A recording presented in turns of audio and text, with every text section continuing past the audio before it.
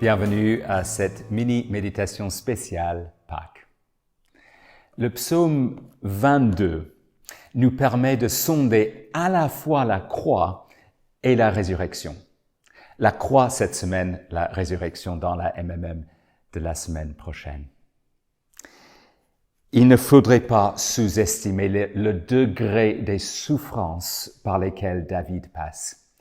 Il se sent abandonné. Deux observations clés se dégagent de cette première partie du psaume. Au début, Dieu ne répond pas.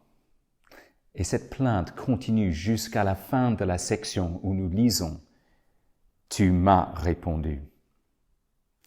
Seconde observation, Dieu est loin. Au début, au milieu, à la fin de cette section, verset du milieu, verset 12, est particulièrement mis en relief. Ne t'éloigne pas de moi quand la détresse est proche, quand personne ne vient à mon secours. Maintenant, il faudrait gravir un échelon. Quelle solitude pour le Fils de David, le Seigneur Jésus-Christ. En un sens, c'est à un niveau supérieur. Dieu ne répond pas. Dieu est loin. Le voici dans le jardin de Gethsémani, saisi de frayeur et d'angoisse, son âme triste à en mourir. Quelle perspective pour lui que de devoir boire la coupe de la colère de Dieu.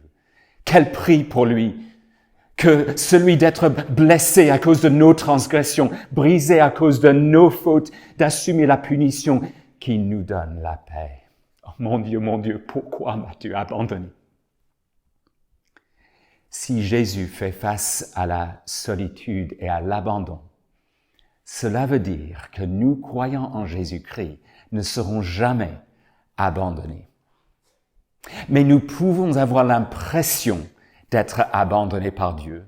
On pense particulièrement à nos frères et sœurs de par le monde qui sont persécutés physiquement du fait de leur attachement public à Jésus-Christ.